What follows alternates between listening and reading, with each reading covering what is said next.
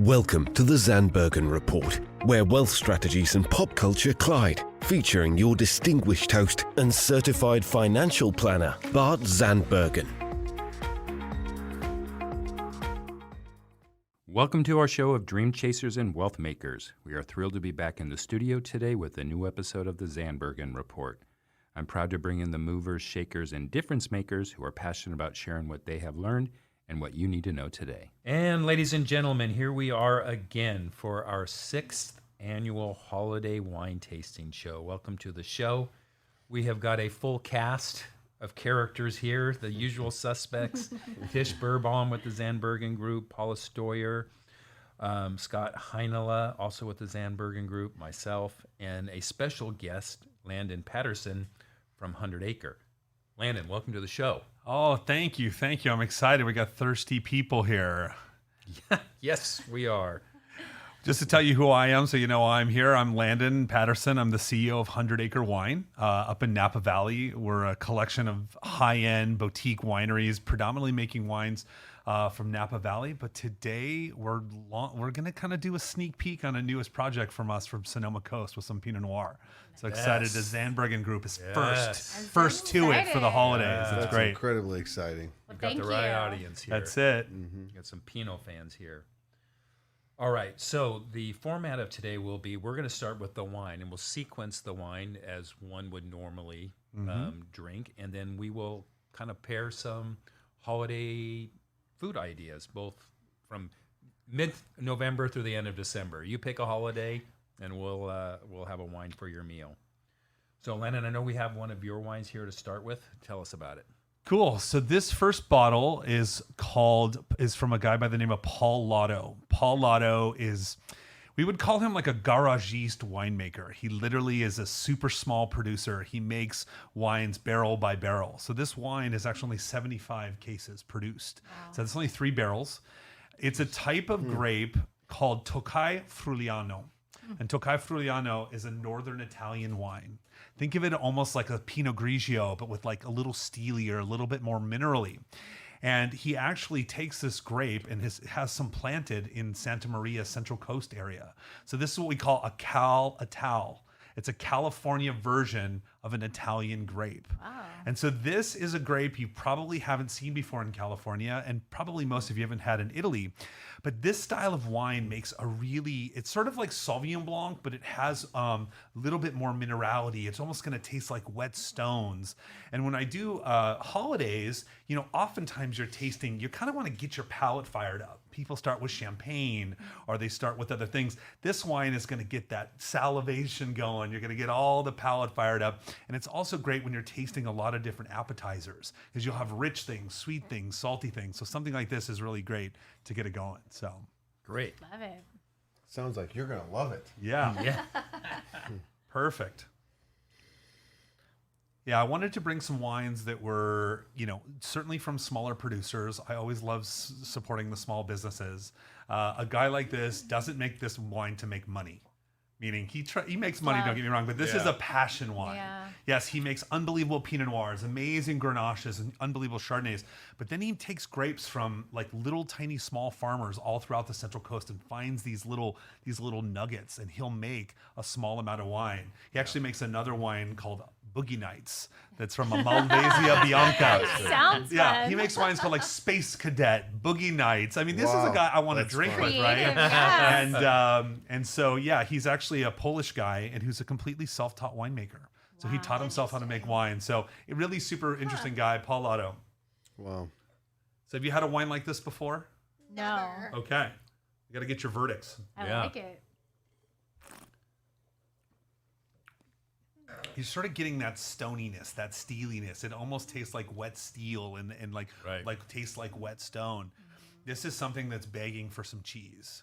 Get me some goat cheese. 100%, Get me, people always bring like an spinach artichoke dip. Yeah. It's like artichokes can have a way to make wine taste sort of tinny a little bit. It's a weird pairing. And then you add cheese, there's all this fat. You bring this in and it's like freshening your palate. So that second taste, that third taste continues to be sort of as delicious and as flavorful as the first one. Yes, please. Yeah. I normally don't like white wines, as everybody on the This show is- knows. we And know so that. the theme for me You every don't single year- say. I know, shocker. But I actually really enjoy the taste of this quite a bit.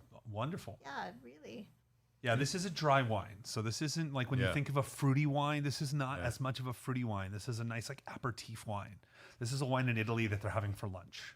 They're having, as their first taste before, maybe an afternoon wine. I would brunch with this all day long. Yes. Oh yeah, I could see on the porch, New Zealand, Right? just drinking in the summer. I love it. I Just think it needs enjoying a a glass fruity of apple this. salad with like pecans, maybe Perfect. some dates. Yeah. Oh, there you And go. Throw in some goat cheese. You're There good you to go. Yeah, any of that sort of spinach, apple, goat cheese, red onion, dried, those types of things, like a spring, summer style salad is really great. And you still get a lot of that with fall dishes. People will bring like a nice fall dish, pecans, cranberries and things like that.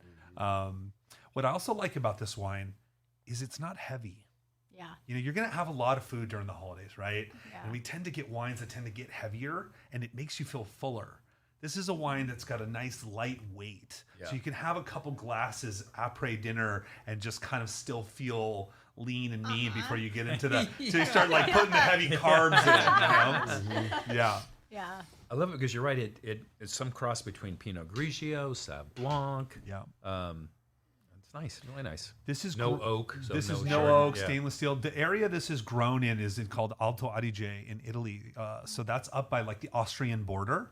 So you're starting to get into more like Germany, colder climates. It doesn't get as warm there, so the grapes don't ripen very much. So that's why this wine has a lower alcohol, a little lower sugar level, those types of things. And so that's an important part of what makes this wine so good. So go ahead, Tish. I was going to say, since there's not very many made, where do we find this wine? So you go to paullautowines.com and Okay. get on his mailing list. Now this guy makes probably 30 or 40 wines, but he makes a small amount of each one, 50 it. cases, 200 cases.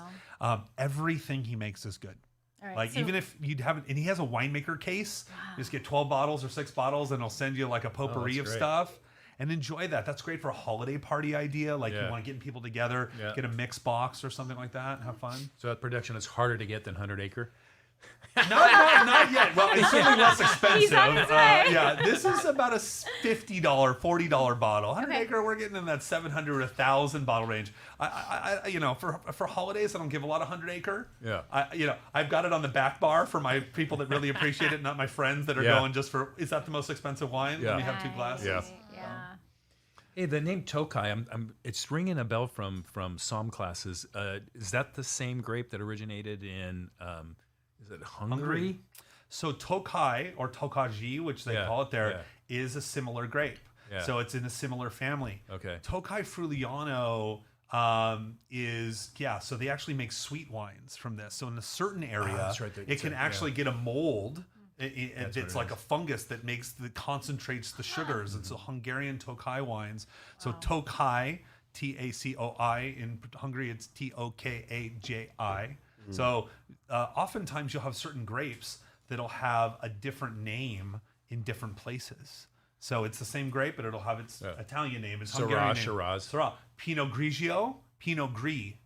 Grigio means gray in Italian. Gris means gray in French. They're the same grape. Yeah. So you get those types of pieces. That's a good pickup, Bart, because not a lot of people know that Tocai. So this wine could be very sweet. Imagine how dry this wine is. Yeah. And another place that Tocai is going to make a dry wine, a sweet wine. Wow. Yeah. Out there. What's it say the alcohol? Yeah, I went to check because you said it was like 13.5, so it's on the higher. Yeah, Yeah, well, for medium plus. for California wine, that's Yeah, it's- probably on the yeah, lower low side, side. now. But yeah, normally in Italy, that wine would probably be in like a 12% range. Yeah. So it's a little bit riper, but still Yeah. kind of a fresher style. Or the wine. all-day Yeah, drinker. yeah. We like an all-day drinker, don't we? We're going to make sure we get Tish the 12.5 version. Yeah, for sure. We'll get you one of those. So you said some fall salads. I like it. I said artichoke dips and things Yeah. like that. Is there anything else anybody can think of that what like they like when they could get going? Maybe like you're having oysters, or you do some like shrimp, something like a seafood, early crab, something like that. Totally crab, all the above. We will do some fresh crackers with the duck pate. Nice. And then a little bit of the peach jelly, Oh yeah. peach jam with a nice white wine like this. It would taste really, really good to me. Pate wouldn't be too heavy. for that? Pate is a little bit hard. Pate is very hard to fatty. It's very fatty, so it's going to coat your palate. A higher acid wine can be nice. This may be a little bit bracing. I would go for, you could do a white, but you'd probably want something a little richer. Okay. But when you start mixing foods together, like say pate and a cracker, you say, oh, it's too rich. But then you add peaches. Okay, is it sweet? Yeah. Is it more of a zingy style of so when you start to combo things, it changes the dynamic, So the good news is as long as it's good pate and good everything, good wine, good people, so it'll pair. That's it'll, right. it'll pair like for it. sure. Well, and that's why I always pair it with the jam. Yeah. Because by itself, I particularly don't enjoy it. But the taste, flavor, and the profile with the jam, the sweet with the oiliness, the fat of the pate, I enjoy that. Yeah. So yeah. Anyways, What is your go-to first appetizer like when it's the holidays is a broad time, you're eating a lot of different things. Is there anything that's like, my family, we cook one certain dishes during this time of year, whatever that ends up becoming. So I'm always looking forward to them, and I don't eat them any other time of the year. Is there anybody have any of that that's like your, Yeah, ours is very. It's a little bit unique. It's my family's from the Netherlands. Okay. And it is think of I can't even say it in the Dutch accent. Huzaadesla. Okay. So think of a very heavy potato salad with stewed beef. Okay. And like peas, and so it's like a meal with mayonnaise. Okay. Got it. And it's actually delicious. It's once a year we have it. Speaking of Netherlands and also that whole, Scandinavia area, they eat a lot of sardines, smoked fish, dried fish. This is something that goes nice with like a smoked fish. Yeah. You know what I mean? Because also times too, like it'll be like a herring, and oftentimes there's like a mayonnaise or some sort of a creamy type of a sauce. Yeah. This is something that can kind of cut a little bit of the oiliness of a sardine or a smoked fish and kind of freshen the palate up. What about you guys? Any dish that's like your, appetizer you just look at once a year? Not an appetizer. I mean, I actually just made for the first time. It was like my test round before Friendsgiving coming up. I always do a black truffle risotto, but that's clearly not an appetizer. So we'll get to that later. But you're Italian, right? I am, yes. So Sicilian. having a lot of like calamari, frutti di mare, things like that, those types of dishes, kind of coming back to here with food in that regard, yeah. Good idea. I would say I'm traditional, like just cheese or a baked cheese and Yeah. then some type of garnish What with your it. cool jelly? That jalapeno So jelly. yeah, similar. So we'll just do a bunch of like cheeses and crackers, and then we'll have jellies to pair with it. Get your baked Usually brie, white, your yeah. cracker, a couple jams. Exactly. Now we're And then we'll do, feeling like, the the food. We shrimp, had we'll do the to get that salmon. sense memory going Yeah. here for sure. oh, yeah. Awesome. You big guy. Well, we'll do my mother-in-law does an incredible baked brie, but then she puts cranberry sauce over it for the holidays. Yeah. And she melts it in the oven. It's like just golden brown on the Yeah. top. It's Sounds so, heavenly. Yeah. and you dip that with the wine. Oh, Pinot Noir. It's so good. Yeah. That is so They're good. great. Remember our Yes. earlier show, 90-10? That's 80-15? right. There's our 15 right there. Oh, Lord. That's exactly right. All right. Where are we going next, Landon? Okay, so it looks like so I brought a collection of wines, kind of things that I enjoy, and then you have an interesting collection of wines from Copper Cane, which is the Wagner family, the sons' wine. So that's Belle, Glos, Quilt, a couple different wines from their piece. So this next wine here, if you want to pour, Tish, just take the bottle, pass it around. So I don't know this one. I mean, this is I know the producer Quilt. So this is from the Wagner family from Copper Cane. This is the Quilt is their Napa Valley wine for Cabernet, generally speaking. But this is a Fumé Blanc. So Fumé Blanc, you've probably heard that term before. Fumé Blanc is Sauvignon Blanc. So Sauvignon Blanc, the Mondavis, and in the 60s and 70s, called their wine Fumé Blanc to make it more of a French style, because that's what they call it in the French area, Fumé. And so this is a Sauvignon Blanc, but when they call it Fumé, they're trying to tell you they're making a more of a French style of wine. If it just says Sauvignon Blanc, they're saying, well, maybe it could be New Zealand, maybe it could be California. Yeah. But when they do that, they do that, they're basically telling you that's something they're trying to do. Very What's the interesting. French style? Why is that unique? So I'm doing a seminar next week on wine, and I try to tell people how to know something about wine without ever tasting it. Okay. Looking at a bottle, and I can tell 3 or 4 things about a bottle of wine merely just looking at the label. The first thing I always look at is the alcohol. Okay. The higher the alcohol of the wine, the fuller body the wine is going to be. Now, if you're looking among Pinot Grigios and you have 3 Pinot Grigios, the one that has the higher alcohol will be generally a fuller body wine. Same with a Cabernet or a Pinot Noir. If you're looking for a fresh Pinot, look at the back and go towards one that's going to be a lower alcohol. The second thing is look at the geography. If an area is close to the sea, it's going to be a cooler area. So it's going to be lower temperature. The wines will tend to be lighter and fresher. So if you're in Santa Barbara, you're near the sea, right? It's going to be fresher. Well, if you start making your way inland, what happens? It gets warmer. The grapes get riper, more sugar, more alcohol. So the wines are going to tend to be fuller body. So those are 2 things you can tell really quickly. Look at the geography. The French style in Loire, which is the area where Sauvignon Blanc is really famous, it's in the center of France. It's cold. It's already raining, wet. So the grapes don't tend to get very ripe. So they tend to be a higher acid, more steely. Also, the type of soil kind of is a chalkier style soil. And so they're sort of saying we'll make an homage to that style of wine. Oh, Thank you. That was really helpful. There you go. That was, that's fine. You learned something right there. That was it. Oh, 100%. Of years of knowing Bart, I went from going to the grocery store and asking whoever works there, which probably knew maybe something or nothing about wine, to help me pick, or points, or looking on Google like, hey, what's the best rated? But I have now I feel like over the years, improved my palate and been able to pick up little pieces along the way, which is great. Yeah, you've really upgraded your wine taste for sure. To you. So this style of wine, this is Joseph Wagner, Charlie Wagner's son. This is a pretty high acid style of Sauvignon Blanc. This is not like New Zealand style, which can be acidic, but it has like a tropical fruit. This is like very steely also. It's actually interesting. I almost would have poured this wine before that. The Paula. This is lighter than I expected. Yeah. Oh, really? Because copper cane wines tend to be, they tend to make wines that are, embracing the California style of a little more fruit, a little more opulence, embracing that climate. But this is interesting. That's also 13.5% alcohol too. Yeah. But you can tell the body of this wine. Like if I was to bring 3 Sauvignon Blancs, I could just tell by the alcohol generally that this one would be the lighter one. Mm-hmm. Yeah. So this is sort of similar. A lot of the same dishes we were talking about before.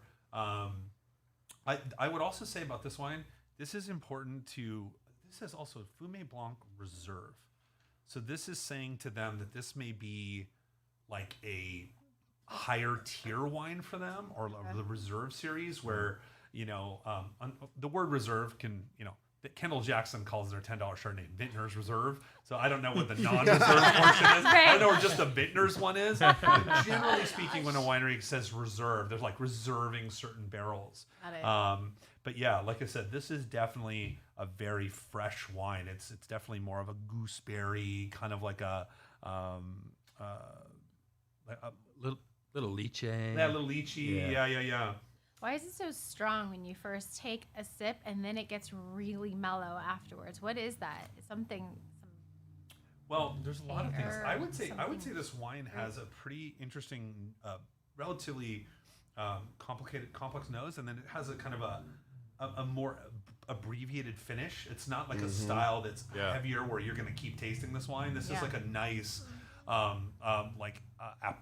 appetizer style, but like a wine you're going to. Maybe you don't even need to have food. You're kind of like having a little something. Yeah, for sure. I think so. In style, I'd be interested to try their non-reserve wine to see is there a big difference. And 2021 was a pretty ripe vintage too. So yeah, it'd be interesting to try. This is probably a newer wine for them because I know they're known predominantly for doing Cabernets, which we're going to try later. But this is sort of a newer wine, so this could be like really small production or something really unique. Got it. Yeah. I mean, if we compare this to a New Zealand or even a traditional California Sauvignon Blanc, there's a lot less that bell pepper and green grass. It's a much more You always pick that up. I was going to say, it's a bell pepper. That's what it was. Yeah. Which is good to know. I mean, Yeah. those are Yeah. things that aren't Tart. tasteful to your palate. Yeah. This is very different than that. Yeah, this one I would drink the bell pepper. Not for me. Yeah, bell pepper is So interestingly, bell pepper can actually, a little tiny bit of it can be interesting, but generally bell pepper is a bad. You say that all the time. Because it generally means that like when the bell pepper and also jalapeno, that you can have all that sort of green, crunchy, kind of like what's the capsicum, the capsaicin, whatever that makes it spicy. That oftentimes is a wine that's been produced too heavily. They're producing too many grapes. When they press, white wines are only from the juice, not the skins. But the more that they take that vine, it produces more and more. It sort of like brings on those acids that are in the skins, and it becomes sort of that jalapeno pepper thing. New Zealand Sauvignon Blancs can have that. If they're produced at a lot of quantity, they'll have that. They do have generally a little more fruit than this wine though. And it can be a little bit of a sweeter style, even like a candied citrus. It's citrus, but it has a little bit of a sweet tart, like a sweet tart candy sort of flavor to it. It's funny you mentioned tart. I just said that to Tish. I said this wine tastes so tart to me compared to the first wine. This wine is tart. I would. This is definitely a wine that's for a particular drinker. Yes. Like, being in the wine profession, it's so funny. A lot of wine people, they'll smell a wine and I'll smell it and it'll smell horrendous. Yeah. And then I'll try it and it'll taste horrendous. And all the sommeliers are like, oh my God, you have to try this. It smells just like horse manure. I'm like, is this good? Is that a good thing? They're like, yeah, I've never had this. Really? So there tends to be in wine, people tend to find like the outlier. They want this weird, and I like that a little bit, but I never pretend I like it just because the crowd is into it. I'm like, not for me. You can have this one. I'll have this one. Yeah. You really like this? You take this one home. So, but yeah, definitely. I would have probably, if you would have asked me before, I put them in the order that I thought was appropriate, because I thought Napa Valley would have been a little higher alcohol. But looking at the alcohol, should have let me know this would be a leaner style of California Chardonnay. Got it. Or a Sauvignon Blanc, pardon me. Yeah. All right. And you would pair this with same as. Yeah, I mean, it's a lot of the same things. I would be cautious on having anything too rich with this. I think if you have something too rich, this wine will become very brief. I would go oysters, something a lot of salinity, something, if you're having crab, you're having seafood, kind of having it like a fresh seafood type of dish. Yeah. Maybe like a frito misto, maybe if you were going to go fried, but like, calamaris, octopuses, those clams, like in a more fresh shellfish sort of style, I think would be better, would be strong for this type of wine. Yeah, I agree. Makes sense. So this is What the wine about you're fruit? having while you're making your other wine, and you're having a couple, you're tasting your sauce, and you're doing a couple things. What about fruit? If you were to pair this with some fruit, like on a summer day, right? Ooh, this one's tough. I don't know that I would go fruit here. It's a weird, I don't know. You have to. I have to go fruit. Yeah, Okay. you have to. Gun to your head. Fruit. No option. Oh, which one? Well, avocado Okay, is a you fruit. can pair a fruit. I would go with like a pear. I'd go like a Bosch pear, Oh, like a yes. riper style Oh, pear. yes. Also, one pear. Yeah. My On wife. a little Brie with sourdough. cheese. Yeah, a little A brie. little French baguette. I something also like that. love my that wife. would be nice. My wife is Cambodian, and You can layer in a little cheese. Yeah, you can definitely Yeah, layer in cheese. This would be 100%. good with goat cheese. Also, Yeah. if you ever had a Korean pear before, it's kind of like jicama. Oh yeah, like apple. It's like an apple, Yeah. Korean apple. Japanese It's apple. very, Yeah. it's Very very crisp. Yes. And not so sweet. I love those. That would be really cool too. But I would definitely go pear here. I think you're probably in a safe zone here on the call. pear. So. Yeah. Kiwi or Okay. no? I don't Would you know. consider I a don't kiwi? know. I'd have to think about it. I don't eat a lot of kiwi. I love kiwi, but I almost never have it with wine. That'd be You gotta so think about sweet. that. I frankly would not have fruit with wine. Yeah. This is my fruit. Yeah. What is the Yeah. So this is the native New Zealand dessert. It has a meringue and it's layered with fruit on the top. It usually has. It'll come to me. Key lime pie. No, that's Florida. I don't know. Cuba. That's, My trainer is It'll a come kiwi. to me. He'd probably come out to you. Probably.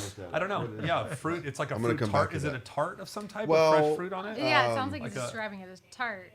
it's meringue, Okay. and then they layer it with fruit and whipped cream. So obviously native to New Zealand, it's got a lot of kiwi, but you could put blackberries, boysenberries with it. And you kind of mix that up, and you layer it with a little bit of whipped cream on top. So it's a very light, airy. Obviously, I kind of fruit know forward what the dessert. term you're thinking of. what It's the like the heck is wait. it It's like a wafer that's Pavlova. In there. Pavlova. Okay, that's Yes. it. Yeah, pavlova. From the See, because of from the outfield, because they of the got egg pavlova. with the whipped cream, Good job, D. Yeah. Yeah. I would in a summer day, I would have that with this would be very nice. I This think is very much a daytime wine. This is a lunch. very wine, much so to You know me. what I mean? So, all right, we've had our white wines. That's our breakfast wines, right? 8 a.m. Now it's 8:30. What do we drink from 8:30 to 9? Let's do it. Rosé, and then you move on All from there. day. Well, it is Thanksgiving Day, right? Today, You start this this is we're working through the timeline. Yes, Of that's all true. that. That's true. Now this is another relatively new wine from them, so cool. It's really cool, and it actually looks like a really good price wine. I love that it's Pinot based. I love Pinot rosés. What was the cost on the last too. one? It didn't say. No, it doesn't say. That's oh a no, great it says. question. Let me see. It does not say. I don't have that I'm one. guessing it's going to be in the $40 to $50 range. Okay. Don't quote me on that, but Yeah. I'm going 40 to 50. Oh, this is a great Napa Valley color. Straight away, great This color. It color is is pretty. Good color. Yeah. Color is extremely important Wow. with rosé, and we'll talk about it.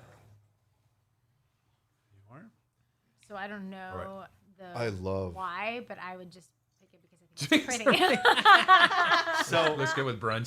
So Joseph Wagner, who's the winemaker and part of the, one of the things they've done well. They've been in wine business. His grandfather, Charlie Wagner Sr., Chuck Wagner Sr., was a prune farmer in Napa Valley. So he was a straight up, overalls, boots, and a tractor guy.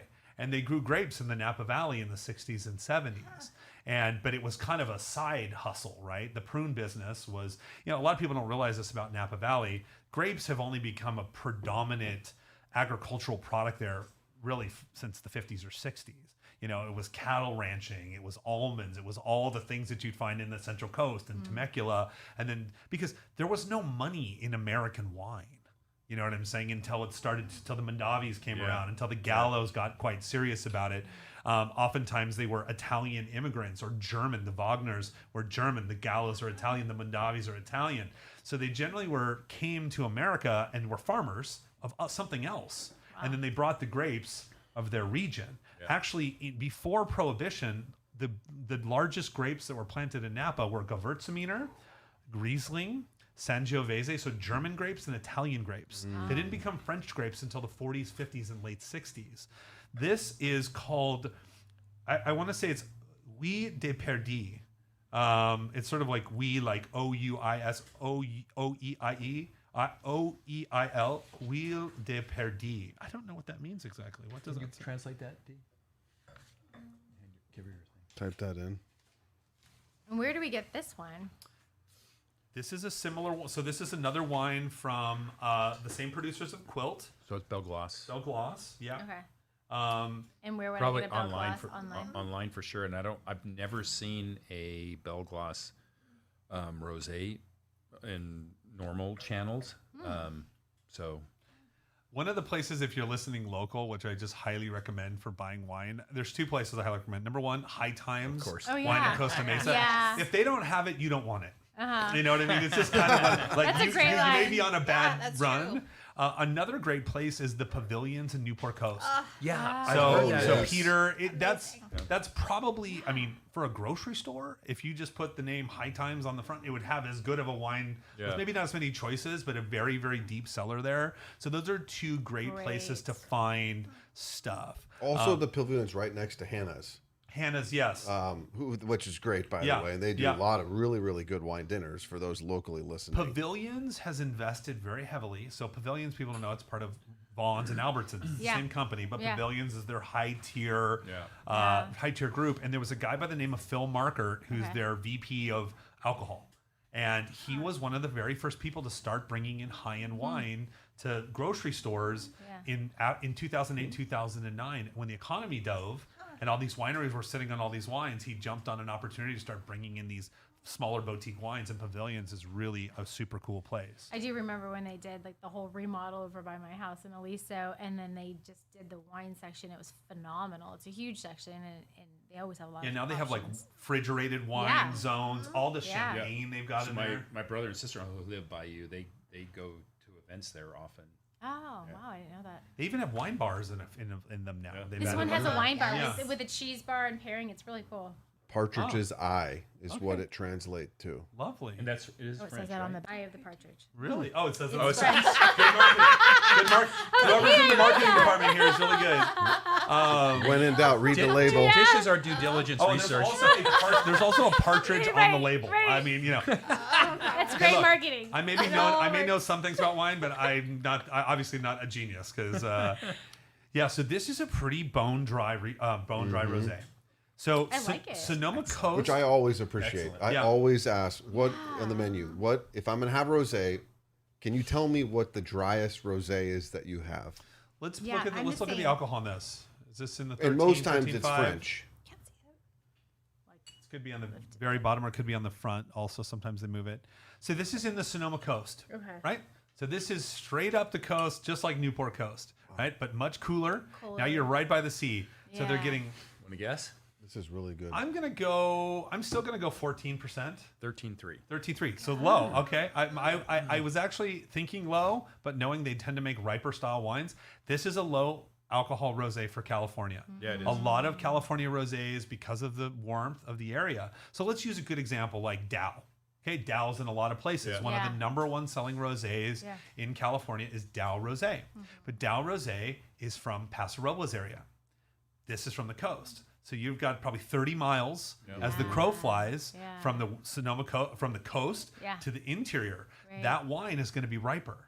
The fruit is going to get more. So that wine is not going to be as dry as this. It's going to be fruitier, right? This has a very pale color. This has got fruit to it, but it's also got some nice minerality to it as well. Let's contrast this to your point with Provence. Okay. So a French. So the French wines, I mean, look, if you want the best rosés in the world, it's definitely in France, in Provence, and this basically where Languedoc, the southern section of France by the sea. So Marseille, Nice, Aix-en-Provence, these areas, they basically grow. All the rosés are red grapes. So this is a Pinot Noir grape. In that area, they don't grow Pinot Noir. They grow Grenache. They grow Mourvedre. They grow Cinsault. They do grow some Syrah as well. And then they will tend to make a wine that is, the soils are very stony there. Even though it's a cooler area, the wines are being very much affected by the mineral, the chalkiness, the slatiness. Not so much slates, but like chalky style stones out there. Their wines will be in the 13% range. Also, they're probably picking that wine in like August. Middle of August, late August. This one's probably being picked a little bit more towards September. Right? It's middle September. So, but similar. This has a similar color. It has a little bit more of the aromatics.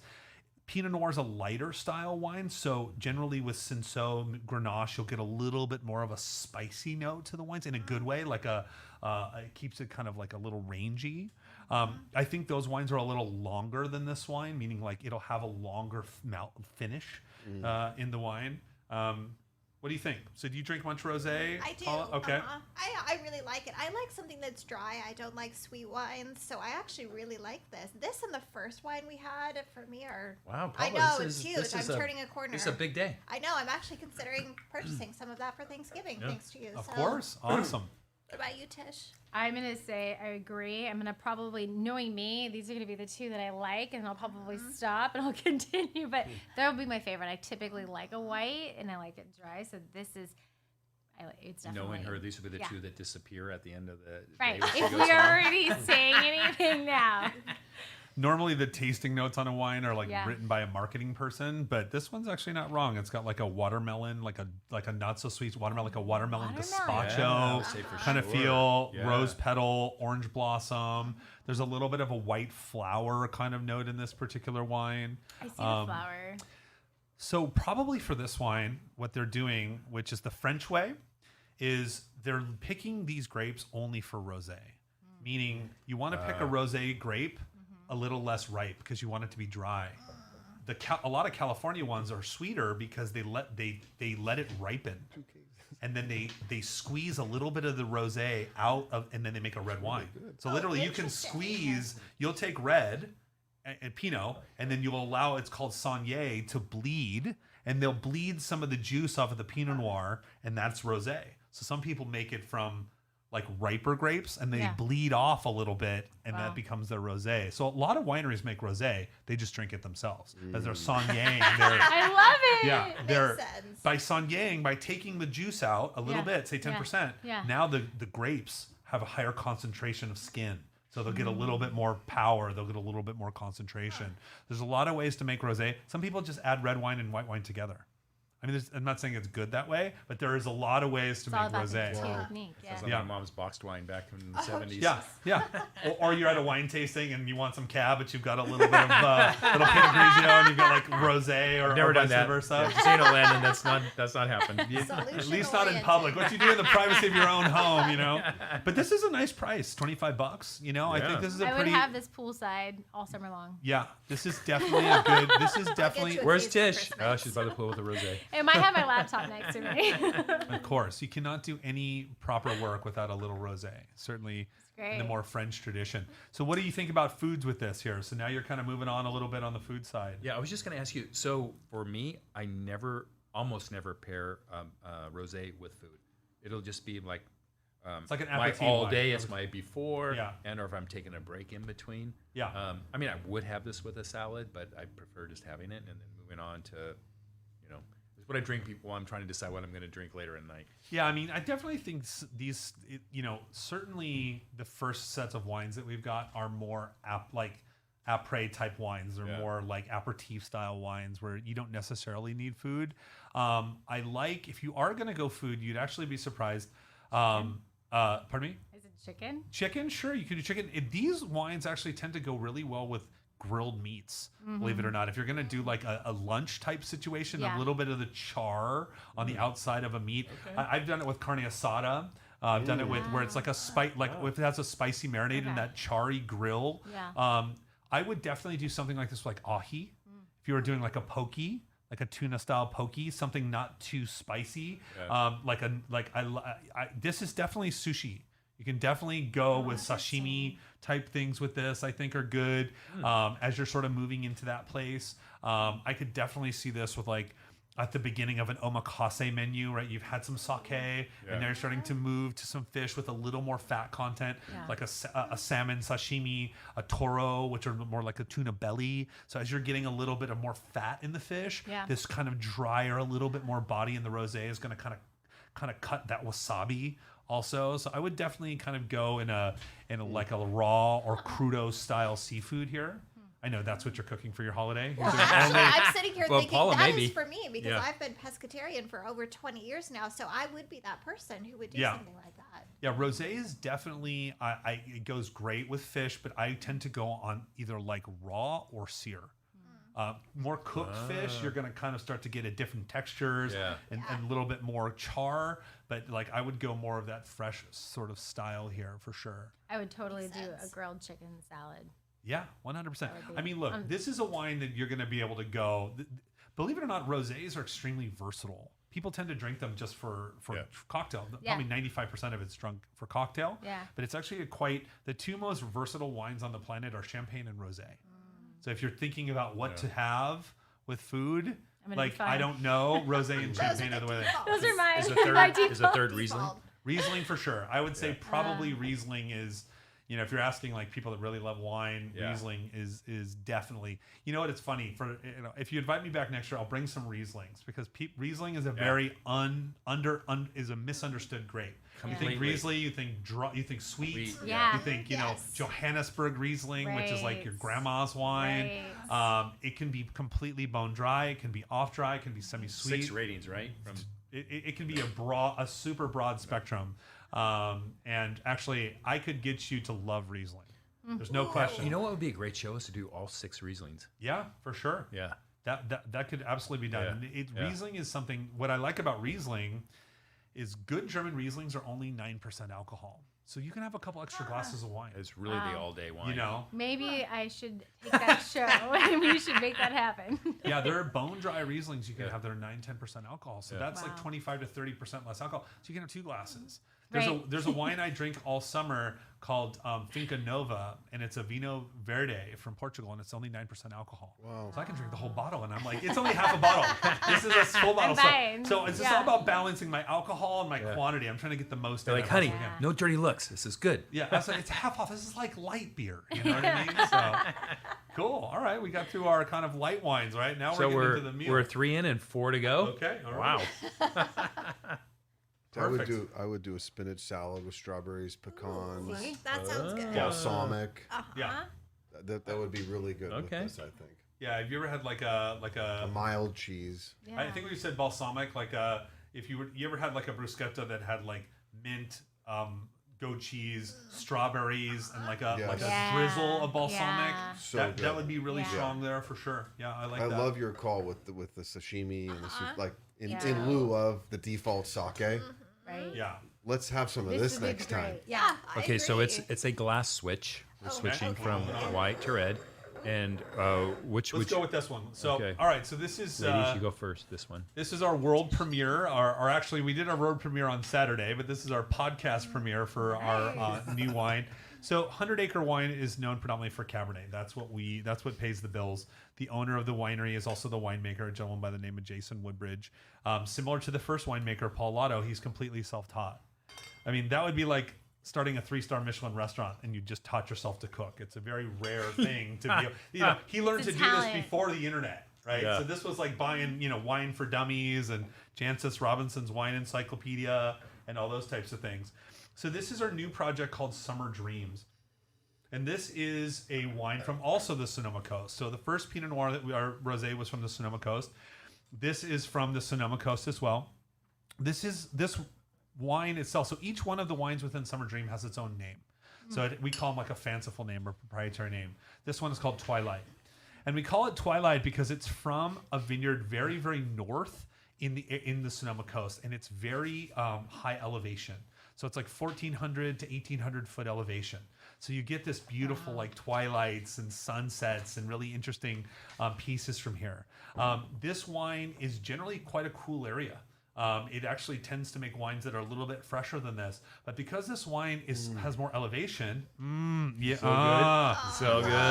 Also we've gone up in price like 4 to 5 times. So now we're cooking with that. That's what my wife. She's like, this feels like 150. I'm like, okay, so you're getting Yeah, close. you're getting close. So this is about That's 130 a bottle. So now we're moving our way up the mountain here. This is only for the family you love and friends.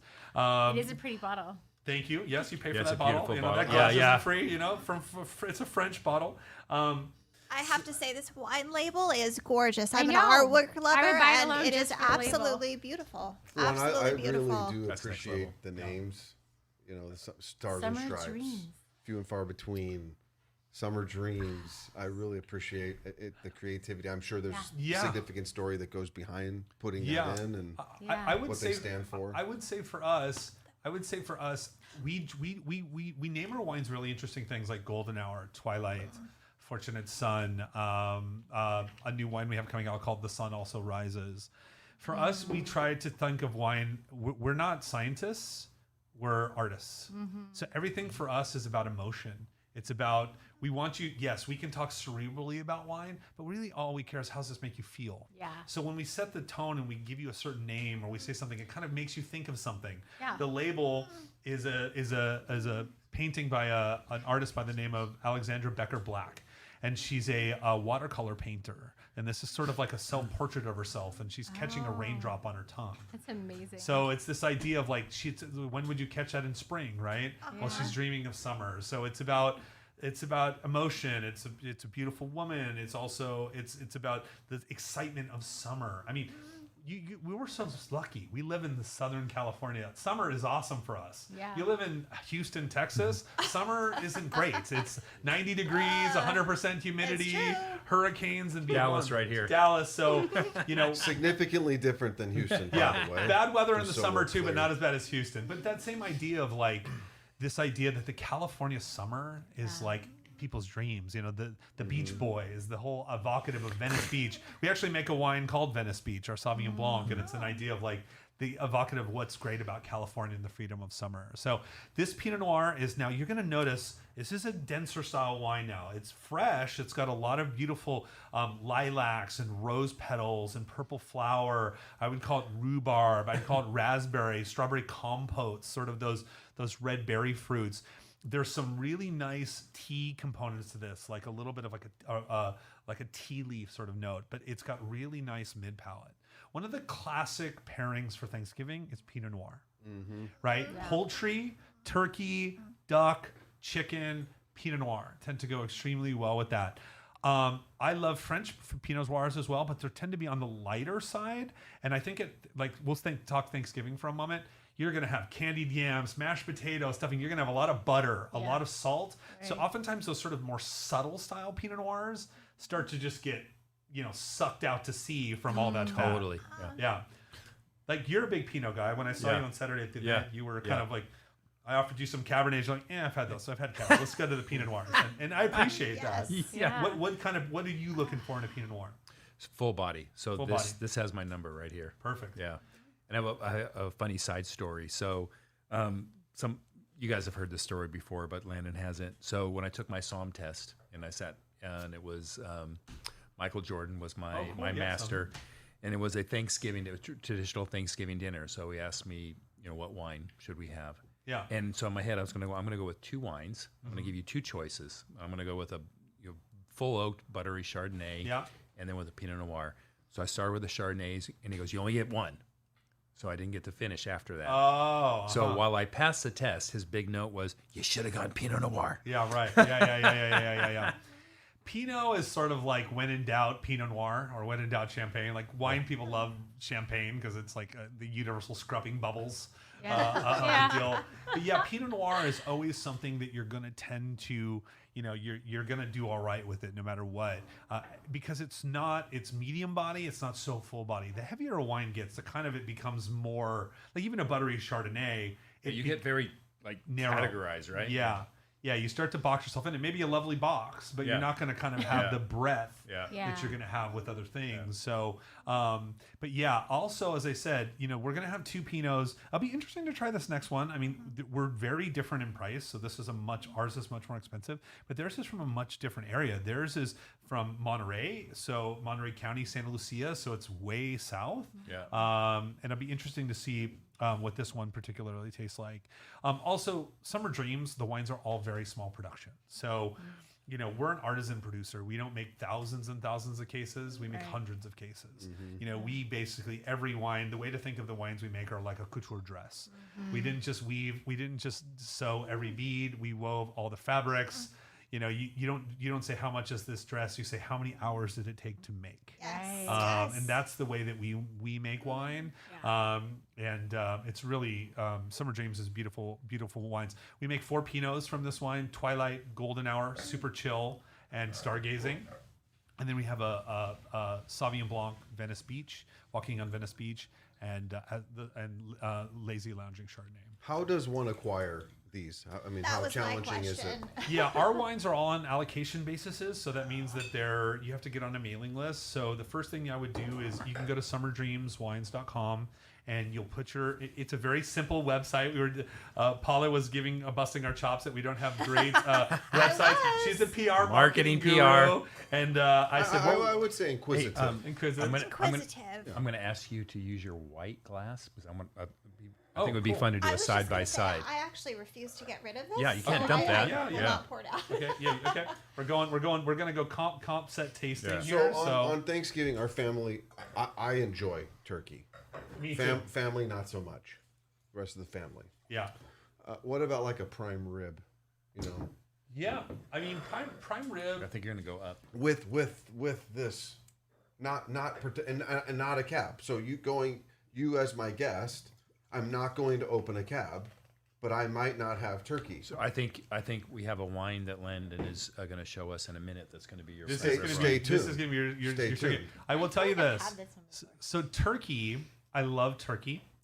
Every year we do a turkey cook-off. My friends and I, for Friendsgiving, cook many types of turkeys. Fun. Turkey is extremely difficult to do well. Right. It takes me about 4 days to make my turkey. 4 I days? buy it from a farm. It's never been frozen. I brine it for 24 hour in a kosher brine. Then I air dry the skin for 2 days so it comes off the body. And then I do a herb and mayonnaise butter under every orifice of the skin. Every what time piece. should I stop And then by? on the outside, yes. And then I cook it at 500 degrees for 30 minutes to make that skin just like chicharron.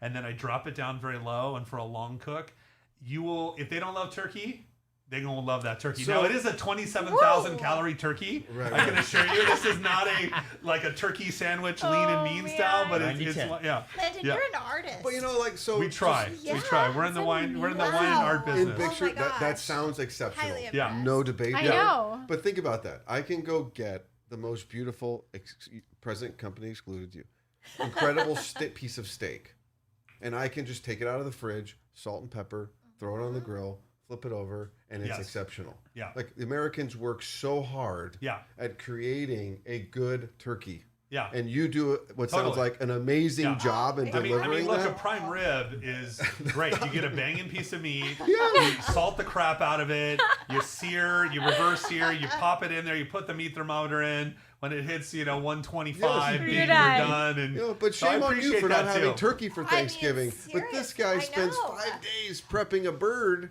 Well, I'm sitting I here just and I'm wanna be- totally I want the entranced by what invite. he said. And I Yeah. just don't eat it, but it I sounds mean, I amazing. swaddle the bird. I mean, I know, listen, right? I'm It's not like you're joking. massaging That's it. next year. No, I'm joking. I'm joking. Well, I have a buddy who's like an incredible cook, and he creates 2 or 3 birds. So he does like a Mexican version, spicy Yeah. and all this. He then smokes a bird. Yeah. He deep fries a We bird. do the same. We do deep fry. We Yeah, do with your injections. competition, We do right? like You've got certain we everything. We inject need the invites meat. to these Every things. year we do a different theme of the bird, and we'll do research ahead of time and figure out how we want to cook it. And Yeah. it'll be similar, but it's a whole project. Yeah, we do the turkey throwdown, and we have a whole love whole that. deal. And, Yeah. I love that. and every year though, somebody has something go drastically wrong. So it's not who wins; it's who has the Who meltdown. survives. Who went too far afield and tried something exotic, and it blew the house up. I mean, Right, isn't it we've had fire? sashimi, we've had burned to hell. I mean, we've had a lot of, well, also there's a lot of libating going on. So yeah. sometimes you get a little too. I've never Libating. I've never had a full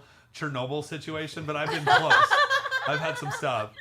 So the second, this, So Landon, look at the color difference. yeah, I know, completely. I would have expected Summer Dreams to be darker compared based on the taste. So tell me what I'm So missing. what's interesting here, and this is, I'm trying not to be biased. Please But I don't. will say these are 2 different price points. So I think the Belle Gloss is probably in the $60 range, 60-ish, yeah. 60-ish, Yeah. and we're at 130. So Yeah. it's a different thing. Their color is darker, but the palette is lighter. Yeah, that's why So- I'm not understanding. Yeah. So It's deceptive. so our wine, the color is lighter, but we probably are cropping our fruit. So a vine is a living organism, right? And its grapes are its babies, right? And the more that a vine produces grapes, the vine only has so much life energy to distribute. Yeah. So the more a vine, the more crop it carries, there's a little bit more dilution. It's not going to get as much of that. There's only a certain pool of gold, Yeah. that can be distributed. So we chop our fruit back to where you're getting probably half as much fruit on the vine, and it gets more concentration. So even though this is from a cooler area, and we don't allow it to sit on the skins as long to get as much color, but the concentration of flavor is heavier. Interesting. So there's a lot very of intentional. there's a lot going on here, because normally our first thought is darker, heavier, Yeah. fuller. Exactly. Yeah, your wine would definitely go. That's natural, right? And for really artisan boutique style wines, and this Belle Gloss is a smaller production wine too. It's not mass produced, but they're probably not cropping it as low as we are. We're cropping it much less. I mean, we're probably making hundreds of cases. They're definitely making a couple thousand, several Right. thousand of this particular wine. But it's all different. I would say They have The- to sell 3 times as many to hit the same preference. absolutely. The Belle Gloss. What I like about this wine is this is a pretty crowd pleasery style Yeah, it wine. is, There's yeah. enough fruit. There's enough, in the group there. people don't know, Belle Glos was the people that started Meiomi. So Meiomi was a Belle Glos wine. It was Belle Glos Meiomi. And then they spun it into, now it's 1 million cases or more. So, I think the Joe Wagner sold that for $300 and something million. So it was a good deal for him. But their Belle Glos line is their more boutique line. But as I said, don't judge a book by its cover. Our alcohol is way higher than this. Ours is 14.8% alcohol. This one is 14.9. Oh, wow. That's fascinating. I would have thought this is against what I had said. Normally, you would think that the higher alcohol would be fuller body. I think this is a pure case, though, of just the amount of production, the amount of area. Also, this is a winemaking decision. The color of the wine comes from the skins. So they may allow the grapes to sit on the skins for longer, and that imparts certain flavor profiles in the wine. Well, I think part of that is also psychological in the sense that, like, if I'm a regular native Pinot Noir fan, then I may tend to have something that has more of this color content and profile. Yeah. Williams-Sellium. Yeah, for sure. Great example. Things like that. Whereas if I drink Merlot and Cab, then I'm going to drink a Pinot Noir, my psychological nature would lend me to say I would prefer this. Yeah. Yeah. Whether right or wrong, I'm just saying that's my mind sense. connection. Yeah. And I don't know if that's the case, but certainly that's where I would think. Yeah. These are also, price is a big difference. I mean, it's like going to, Totally BMW different, and exactly. you get, your 3 Series, your 5 Series, your 6 or 7. As you start going up in price, it should have a little bit more features. Yeah. I need the butt warmers now. I need the right. the X and Y. And so all those 100%. types of things. I mean, we all have friends who are never going to spend $130 on a bottle of wine, and they're missing out. But their price point is something like this, and that's all fine and good. Right. Well, It's find the still best good one. wine. It's still great wine. Yes, they're both very good wines. It's all relative. Someone may say, if you're my mom, she said, I'll have 2 bottles of that as opposed to one of yours. But she always laughs at me. She goes, so you're in the wine business. We grew up on tuna casserole and meatloaf. We didn't grow up on fancy wine. So she still thinks I'm an alien. Both very good.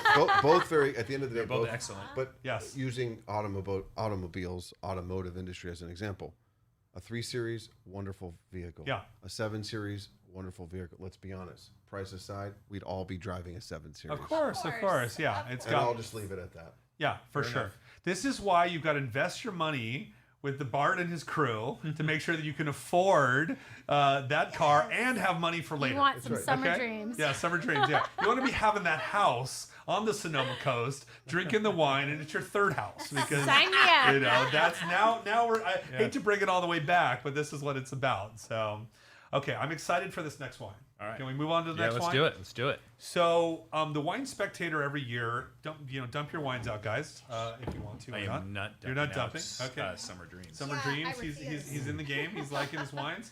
That's a good Can sign. you make sure you are allowed to take the rosé, the Lato? Scott and I are taking Summer Dreams. Let's just be They're clear. calling I'm dibs. gonna talk to Wow. Landon afterwards. They've I called need some summer dibs. dreams. They've called dibs.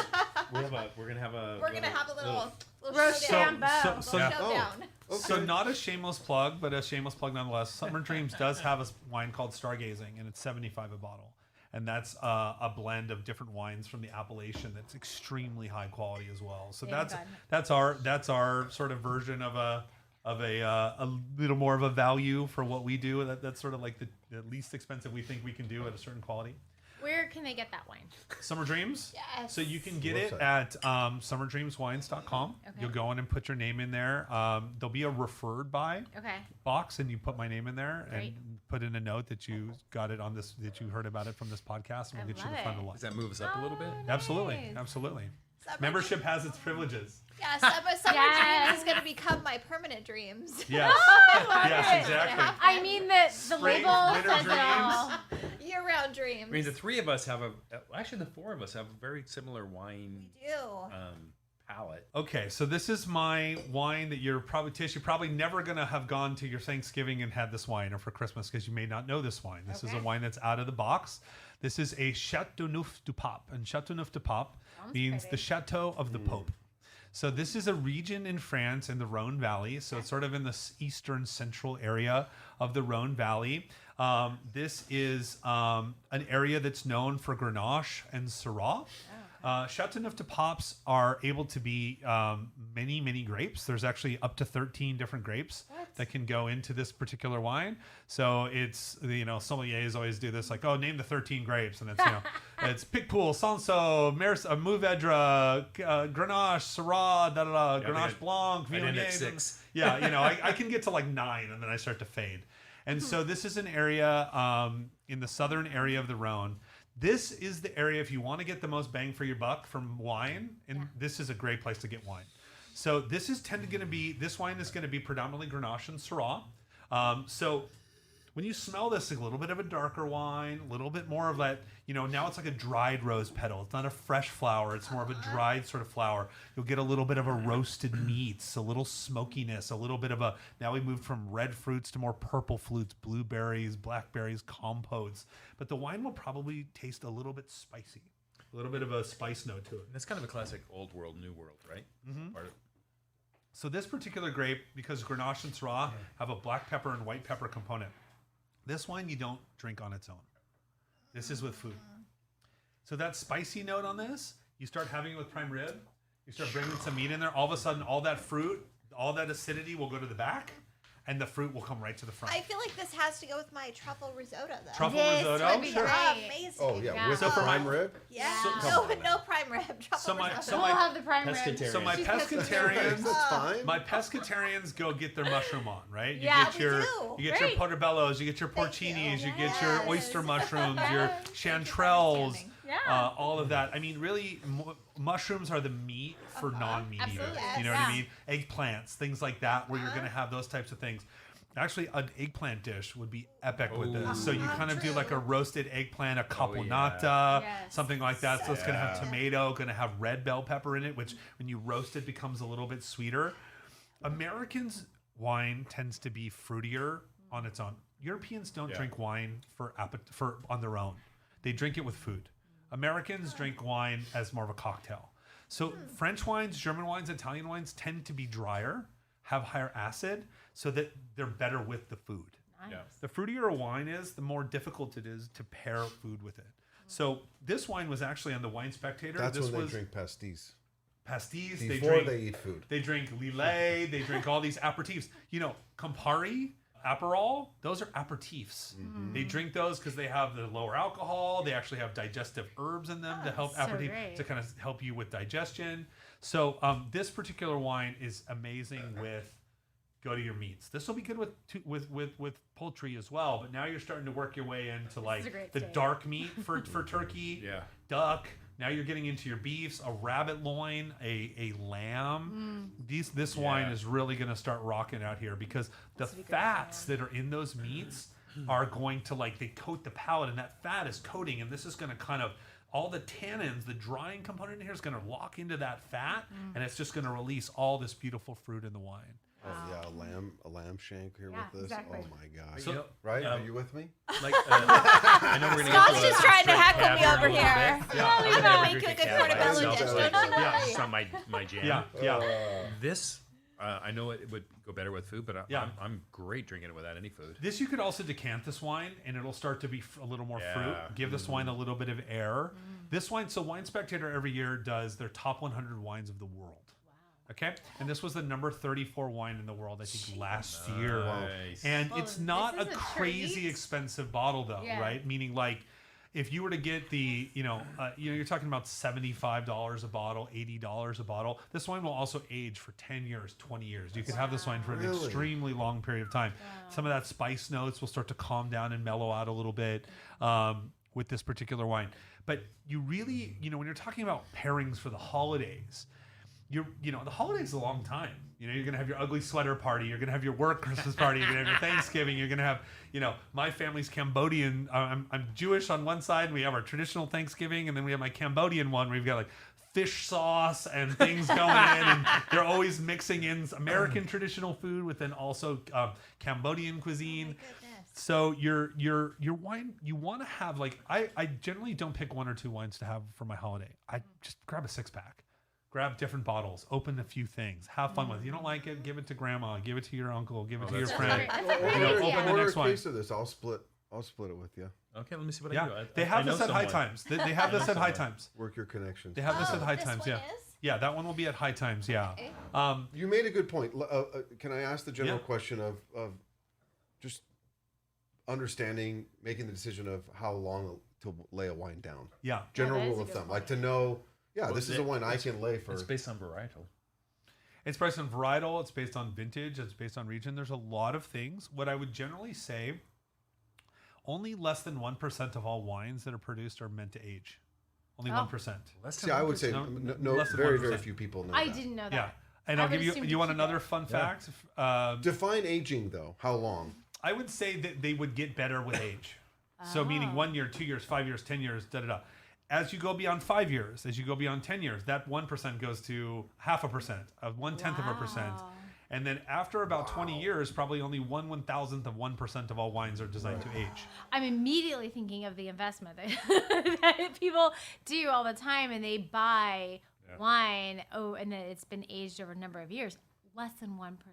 Less than one. If you're talking about investment grade wines, you're talking 1/10 of 1%, Wow. maybe less for investment grade wines. Right. I get asked all the time. Different. You need to start drinking a lot more. Yeah. of I was just wine. gonna say, I have I so was much thinking wine you in gotta the cellar. start your wine cellar. We We're can all help gonna you. come over. We can help I the mean, let's situation. not gonna make it. Sure. I work we with need a to group. rotate. I work with a Remember group in 90s I work with a wine. group in Denmark that has over $2 billion in wine, and Wow. only it's for investment. They the owners need have help. never seen the wine. They'll never touch the wine. They'll never consume the wine. It's purely for trading. And it's in a tax-free bonded warehouse where the taxes never get We- paid, and they use it. And we basically, it's know. like Time to pivot the circulating. model. We've got Pivot. lines, yeah. Well, I will say this: I don't recommend. I don't recommend Sounds like a investing in risk. wine. But over the last 20 years, wine indexes have exploded. If you Yeah. invested in Burgundy, I mean, there are wines in my cellar that I bought them for $50 and they're $1,000.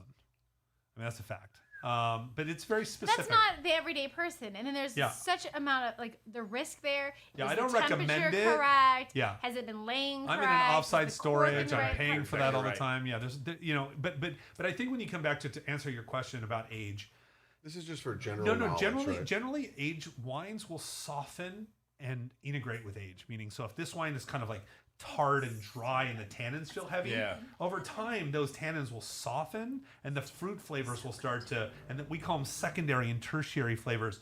There's like little secret weapons in here, and they're asleep. Secret weapons. Little I love that. secret They're treasures in asleep. here, and over time, as the oak in the wine starts to, and the alcohol starts to integrate, you'll start to get a fresher, different flavor profiles. What I do for aging is really simple. If I find a wine that I want to age, say 100 Acre, right? You spend $700 on a bottle to $1,000, and I buy 3 bottles, or say I buy 6 bottles. Or better yet, your friend buys 6 bottles and you go to their house. Even better. It's like the friend who has a boat. Yeah, Best I friends drink. to I have. drink. I Yes. tend to drink one pretty quickly Yeah. to see what's going on. Then I have one in a year or two, one in a year or two, one in a year or two, and I kind of go on that journey. And real wine Yeah. collectors, generally, that's their vibe. It's like the journey. It's like anything that you're into. They're like, and what's exciting about wine is it's alive. Yeah. It's living, it's improving, and it's also dying. So it's all these things Oh sort of my happening at God. once. So You finding need to that start rise of run. enjoying your wine. Right. It's dying. Yeah. So wine collecting, I'll just say this as a total aside. I work with probably the largest wine collectors in the world. I literally, 5 of our clients have the largest wine collections in the entire world. Wow. They like to buy it more than they like to drink it. It's the Yeah. acquiring, Oh yeah. the I can't get it Right. thing. We are I am very, still we are on very your waiting different. list. We Yeah, are yeah. very different. I have about 1,000 bottles in my cellar, and I'm drinking them all the time. I mean, I'm am not saving 6 years on very the few. waiting list to get a 100 Acre. 100 Acre. Hey, you're my friend. 4 years. I just saved you 2 years of saving. That's what you get. That's That's what what you get. happens here. So even after this podcast, we're going to come back to this wine. We're going to Okay. see how it goes. You can pour Okay. yourself a little taste and see what's happening here. All right, last wine here. Interesting about this group, I have to say, I brought wines that are kind of just a little out there, you know. And I think the wines from Copper Cane, they're from a similar winemaker from a similar house, and they have a similar genetics. Okay. I can tell something about them there. So it's interesting. There's a similarity between all of them, and my wines are like all over the place because they're different winemakers, different regions, and different things. So it's not good, bad, or indifferent. It's just kind of interesting to taste these all these together. I guarantee you, nobody's tasted Tocai Friulano with Belle Gloss. We're in like two very there's no different, way. No. two very different worlds. I do like what Today's you're been saying. pretty Is having a fantastic. conversation of just having a variety of wine, so then people can taste it as you're moving through the meal, through the night. I know. And me too. experiencing different experiences with the food, how it's pairing. It's The biggest mistake American pour it in wine there. drinkers do is they drink the same thing over and over and over You're again. gonna pour it in there. Like people ask me all the time, Landon, what's your favorite wine? And I say it's the next wine. I don't either. The next wine's my favorite wine. So what I recommend for the holidays is you go to High Times and you go ask for Dan Williams, who's the American wine buyer. You ask for Gary Faust, who's the French wine buyer. You ask for, she's going to kill me. Peggy, she's the Italian and Spanish wine buyer. And you say, hey, I'm going to spend $150. Yeah. Give me 12 bottles of wine. Oh, that's Yeah. great. I want to spend $200. Give me, trust me, they will not steer you wrong. And oftentimes they know where the treasures are.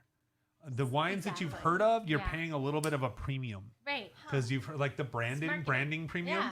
You know, we hire somebody like Paula. She Right. don't work for free, That's so you got to right. put this in there, and it's like all the costs are in their marketing. She works for wine. Don't Yes, don't, of don't course. say. Okay, of course. Well, perfect. But I will just say, and I am not biased. I do not work for Hundred Acre. I am just here enjoying. But I have to say, after hearing you talk about Yeah. summer dreams It comes Right there. alive. and looking at the bottle and tasting it from a marketing It's worth perspective, every penny.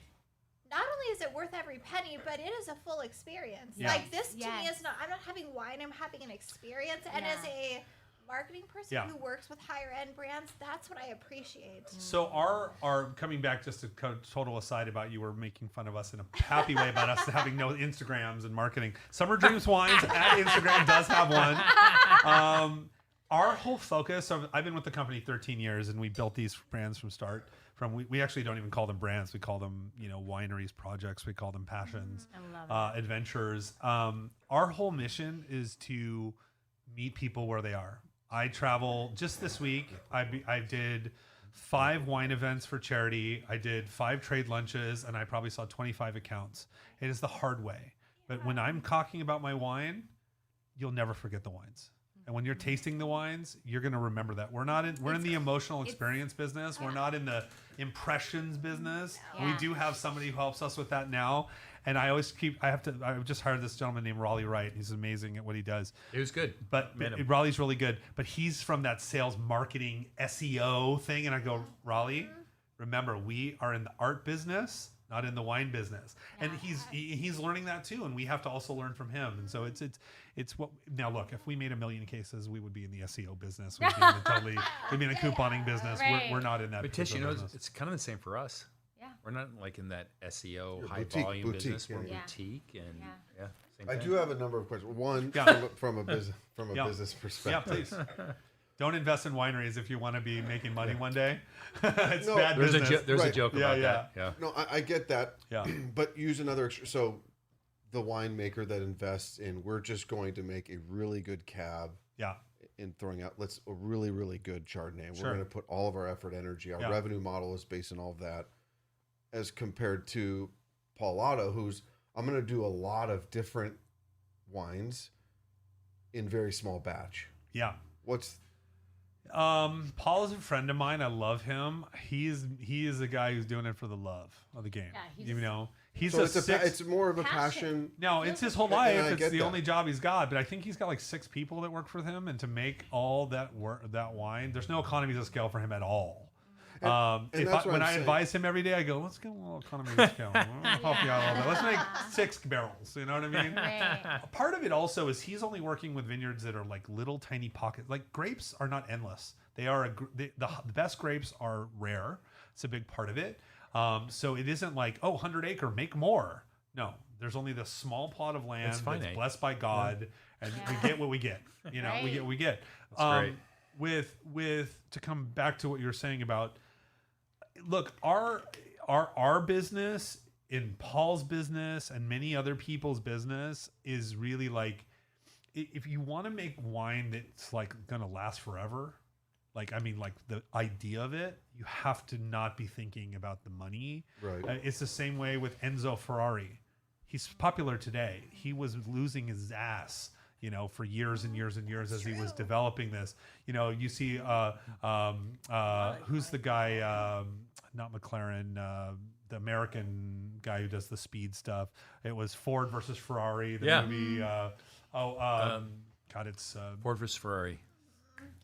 oh God, it's anyway. It's not Roush. It's anyway. This was a guy that was doing high performance, high performance vehicles. Well, they're making these $1 million cars and only got one. Yeah. So it's like there's no economies of scale of that project. Shelby. Carol Shelby, Carol Shelby had my favorite line of all time. It's just a perfect line that will sum up it. My father-in-law would be very upset. So when Carol Shelby released his first Cobra, and they had this beautiful car, this Shelby Cobra was one of the most sexy cars made, and it has a little tiny rear view mirror. It's literally on the dash, and the rear view is only this big. And the writer comes up to him and he says, Carol, this is a beautiful car. I love this thing, but why has it got such a small rear view mirror? He goes, the race ain't won in the rear view mirror. It's won in the windshield. Right. So, and it's sort of that idea of this like obsession of looking forward and innovating and keeping on the gas and, drive fast and break stuff. You know what I mean? That sort of attitude. And I think that with people like Jason Woodbridge, who makes our wines, and our owner, Paul, other people, they are entrepreneurs, but they're artists. Yeah. And so there is a recklessness to what they do, but it's part of what makes people are excited. People are not generally reckless. So they tend to get connected to reckless people. And that was my intrigue in asking that question of, clearly the business aspect of it is considerably different from a Paul Lato perspective. But at the end of the day, it's being committed to what that art is. Yeah. And there's an incredible life lesson learned in them deciding what their business model is going to be in the winemaking and art part of what you do. There's a lot of ways to do it. So let's taste the Quilt, right? yes. Yeah. I cheated and I already grabbed Yeah. So Quilt is, I think this is a great, juicy, kind of nice, crowd pleasing style Cabernet. This is a wine I think you could put to a lot of different people and they would enjoy it. It's fruity. I like it. It's definitely more.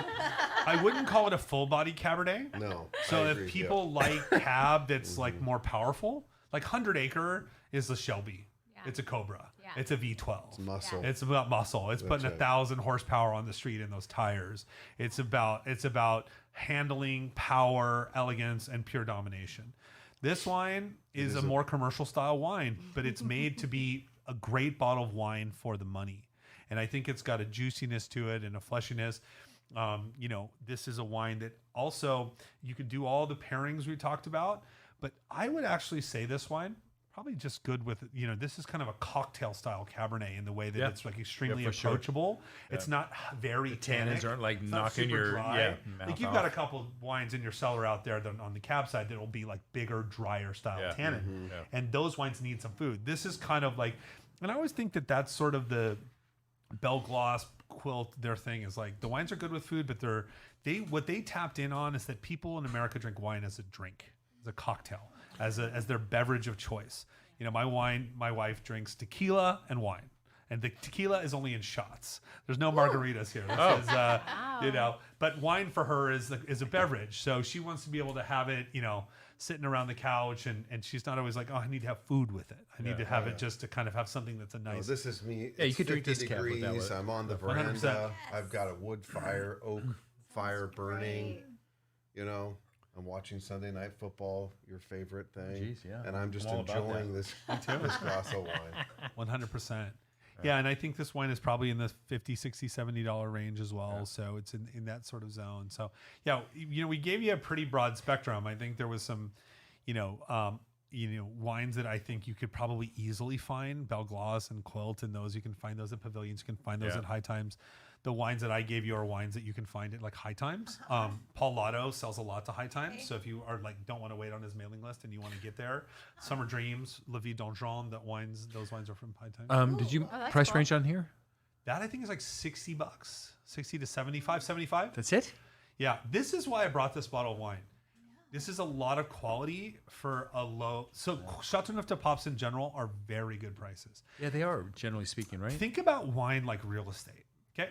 If you want to Now I'm have listening. Napa Valley is Like, Emerald tell me Bay. more. Emerald, is Monarch Beach. Yeah. Even the ugliest house there is a lot of money. Napa is like that. You start to go to certain areas where, like, Bordeaux is like, you're paying for a lot of the zip code. The Vidangeon is in Rhone Valley, and it's not by the coast, and there's no royal castles everywhere. There's some beautiful estates there, but it's not. So you're not paying all the overhead. You're paying. You're getting a lot of wine for the money without paying for, like I said, the zip code. And I think that's a gem. It's an Total exceptional gem. wine. Total gem. Yeah. That I would put on par.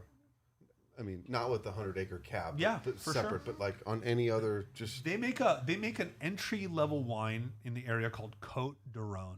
That just means the wines of the Rhone, the hills of the Rhone Valley, and it's a blend. Those wines will be $10, $15, $20.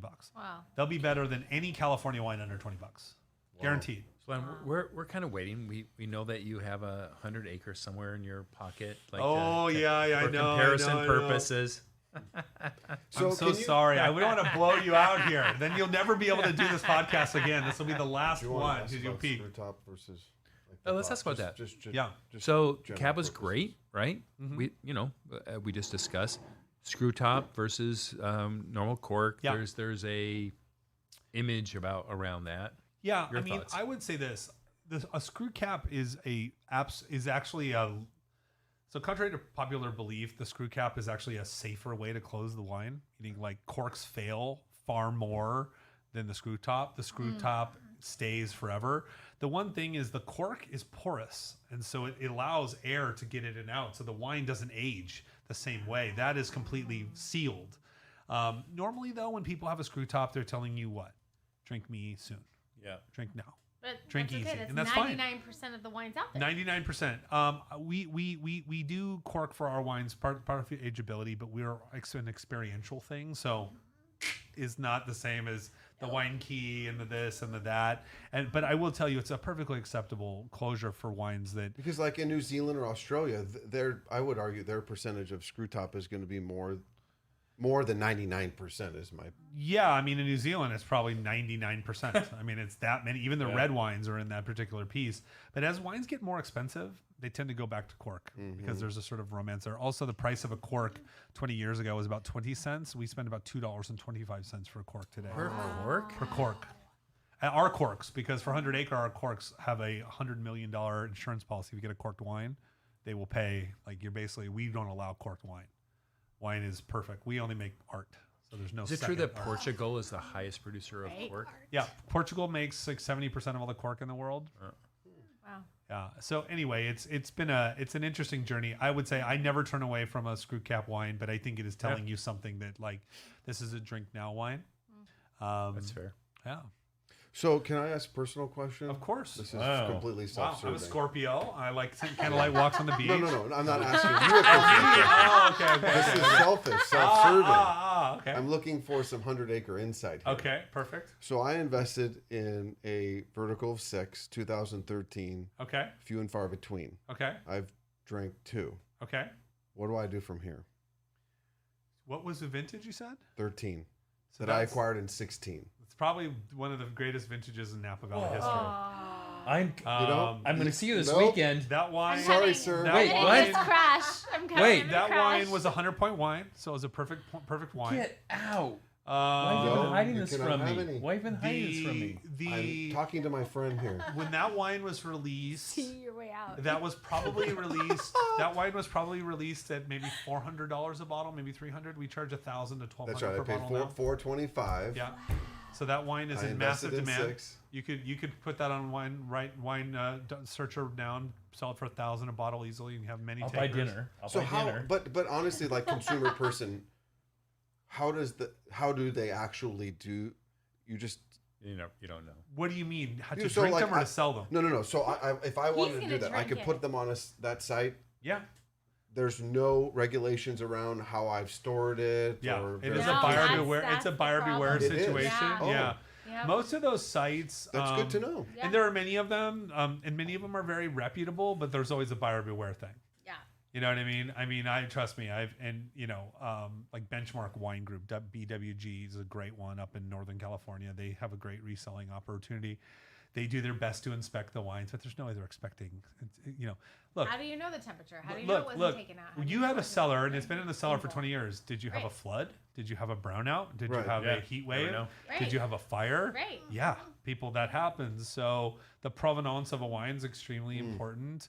It's why that's why if you want to buy wine from us, you pay the most expensive because the provenance is perfect. Because you know what I think the you're best. going Yeah. I think the best solution for Scott is when I come visit him this weekend. With his remaining bottles, he needs to do a check. He's got to do a quality check. He's got to serve as good friend. Yeah, that bottle, few and far between 23 is probably among the finest bottles of wine we ever made. Boom. How do we How get- about that? What do I got to do today? No, what do I got to do to have you pour a In bottle? the next of that 2 to- days. And that We can wine talk I'd be about knocking on the door. 2013. Right? So You're we're gonna be in 20 Dallas. That wine's at an- 10 years old right now, and it's just starting to get down. That wine will age for 50, 60, We just got 70, shut 80 years. We're shut down. You'll be dead before that wine's dead. I have an incredible That's box the of 1%. mac and cheese ready to go Yeah. for you. Chop some prime rib and mix it in to add some and we're bringing protein. that bottle. Huh? Moxie's and we're bringing that bottle. So this is the thing about Texas.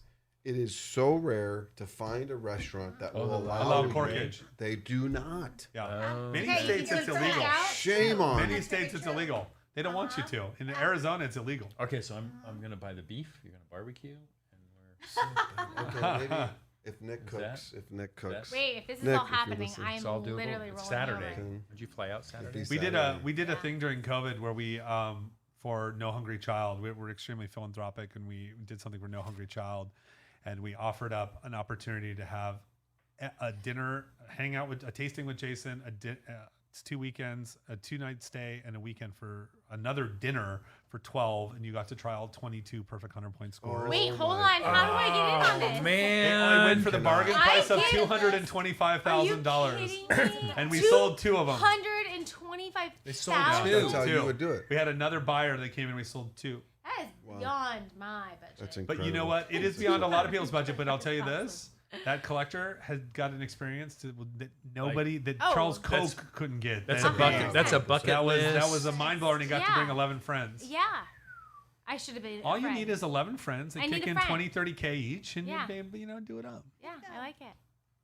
I can't tell you how much insightful This has this been was. wonderful. And how much Awesome. I appreciate Yeah, it. Yeah, thank, thank you, Landon, so so much. much. My pleasure. And Thank you. I've Such a been just pleasure. lost in the stories Yeah. you've expressed. So great. Like all the details and all of the wines. Thank you so much. This Oh, has my been pleasure. wonderful. Check out my Instagram at _Landon, Landon_100acre.com. You'll see my events. You'll Which see is why I things didn't that know his do. last name. Yeah. It used to be called I Ate What, so because people wanted to see what I was eating. You know what I mean? Ate What. When Oh, I first that's started so Instagram, creative. because I travel so much for work. But check me out there. Give me a follow. You'll see a lot of events that I'll be doing. You'll see future events. I'm love constantly doing events all over the United States, all over the world. We sell wine in 61 countries. I'll be in Hong Kong in 2 weeks. Just after Thanksgiving, actually, doing tastings. We're in Singapore, Dubai, Costa Rica, Scotland, and Take me with you for a week. yeah, take you with you for a week, and let me tell you, the hangover that you'll have after It's worth it. It's a pro, yeah. But do that every week. See, that's the thing. I can make sure these suits keep buttoning, but That's the test. That is It's a the good test. That's Yeah. right. Yeah, it is the test. Well, cheers to Cheers, you. guys. Thank you Cheers. so Let me reload. much. Let me reload. Oh, no, Cheers. hold on. Let me get a little Happy more. holidays to Cheers, everyone. Happy holidays. All we And- ask is you buy a case a week. Is all we ask. That's I'm it. on the list. Small I'm ask. trying. Small ask. Small, yeah. Happy holidays. Cheers, guys. Thank you.